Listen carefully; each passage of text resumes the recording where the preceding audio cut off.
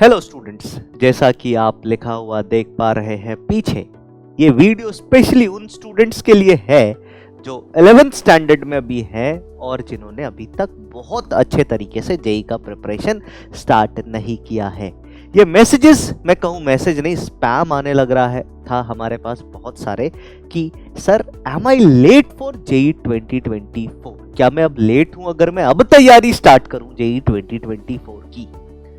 तो उन बच्चों के लिए मैं कुछ बातें कहना चाहता हूं, उसको बहुत ध्यान से, बहुत इत्मीनान से समझना। अगर आपका सवाल है ये और इसका मुझे ऑब्जेक्टिव जवाब देना है, बस एक वर्ड में आंसर देना है, तो मैं बोलूंगा यस यू आर लेट। लेकिन अगर मैं बात करूं कि ठीक है सर मैं लेट हूं लेकिन फिर भी मुझे जेई मेंस जेई देना है 2024 का, तो मैं क्या कर सकता हूं सर? इस पे बात करते हैं हम। प्रॉब्लम की बात ना करके इसके सॉल्यूशन पे आते हैं सर कि हम क्या कर सकते हैं। बात करें तो अभी आप 11th स्टैंडर्ड में हैं और 11th स्टैंडर्ड में कई सारे महीने बीत चुके हैं, 5 से 6 महीने जा चुके हैं सर आपके। आपने अभी तक बहुत अच्छे से तैयारी स्टार्ट नहीं की है। तो सबसे पहले आपके फेवर में जो बात है ना सर, वो ये है कि आप में से जो भी बच्चा ये सवाल पूछ रहा है उसको ये बात तो पता है ना, कम से कम तुम जिंदा तो हो, जागे हुए तो हो कि सर मैं लेट हूं लेकिन मुझे करना है। जिन बच्चों के अंदर ये बात जिंदा है कि मुझे जेई में फोड़ना है 2024 में, उनके लिए एक पॉजिटिव पॉइंट ये है कि you know that you are late. तो अब तुम्हें और ज्यादा मेहनत करनी पड़ेगी। जो बच्चे लेट हो गए सर, उनके अंदर एक चीज होना बहुत जरूरी है और वो जज्बा है सर। अगर आपके अंदर जज्बा है तभी आप जेई फोड़ सकते हो स्पाइट ऑफ बीइंग लेट। इसका सबसे प्यारा उदाहरण, सबसे प्यारा एग्जांपल आप इंडियन क्रिकेट टीम में देख सकते हैं। मैं बात कर रहा हूं उस विकेट कीपर बैट्समैन की जिसने इंडियन टीम में डेब्यू महेंद्र सिंह धोनी से भी पहले किया। फिर करीब 5-6 साल तक वो अपनी जगह बना ही नहीं पाया। कभी टीम में आए, कभी टीम से जाए, कभी टीम में आए, कभी टीम से बाहर जाए।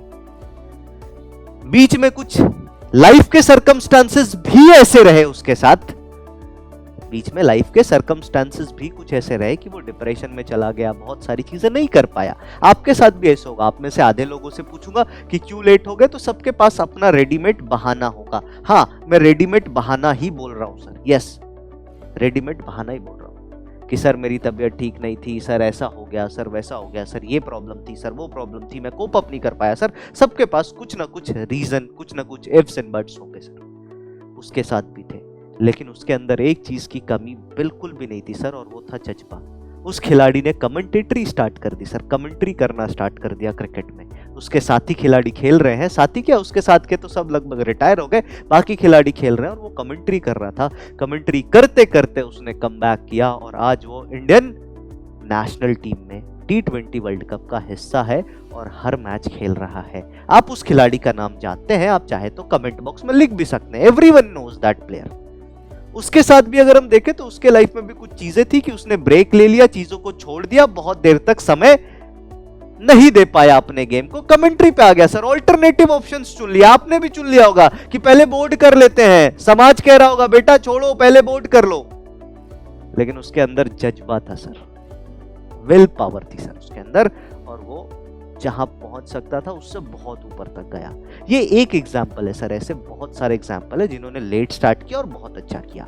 तो मैं अब आता हूं सॉल्यूशन वाले पार्ट पे कि हम कैसे क्या कर सकते हैं। अगर आपने लेट स्टार्ट किया है सर, तो अब आपको डबल एफर्ट करना पड़ेगा, ज्यादा मेहनत करनी पड़ेगी। और ये ज्यादा मेहनत करने का सुन के बहुत सारे बच्चे बोलेंगे ज्यादा मेहनत तो नहीं हो पाएगी सर, यहीं से कट लेते हैं। लेकिन याद रखना बेटा, जीवन में तुम्हें संघर्ष तो करना ही पड़ेगा। जीवन संघर्ष कराएगा ही कराएगा, चाहे आज करा ले, चाहे आज से 10 साल बाद। मान लो आज पढ़ोगे, अच्छा करोगे, सब कुछ अच्छा रहेगा, तो आगे थोड़ी सी लाइफ आसान हो जाएगी, थोड़ी सी आसान होगी, ऐसा नहीं खत्म हो जाएगा। संघर्ष तो जीवन भर चलता रहेगा सर, कभी खत्म नहीं होने वाला है। लेकिन कंपैरेटिवली संघर्ष आसान हो जाएगा।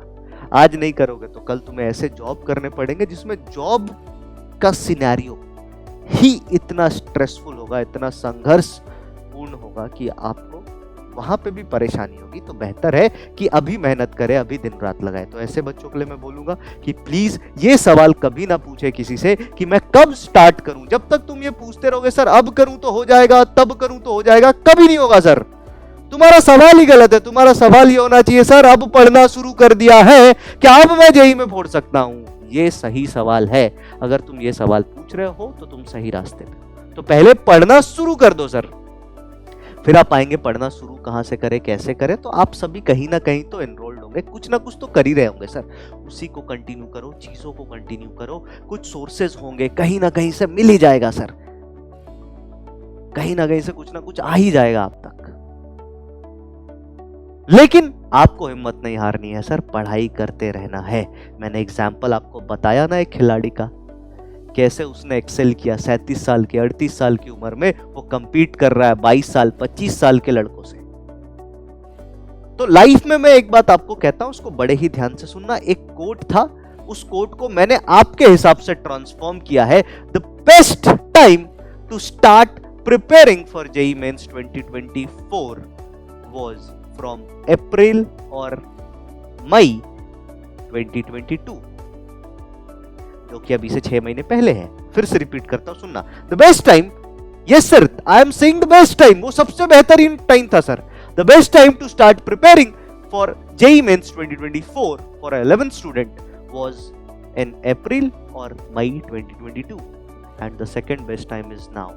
पहला बेस्ट टाइम तो लूज कर दिया सर आपने, दूसरा बेस्ट टाइम अब है, तो प्लीज इसको ना गवाएं, मेहनत करना स्टार्ट करें, लग जाएं सर अपने लाइफ को बनाने में, अपने परिवार के लाइफ को आगे आसान बनाने में। जाते जाते मैं 2-4 लाइनें कहना चाहूंगा। अर्ज किया है कि गिरते और गिरकर संभलते रहते, गिरते और फिर गिरकर संभलते रहते, बैठे रहने से तो अच्छा था हम चलते रहते।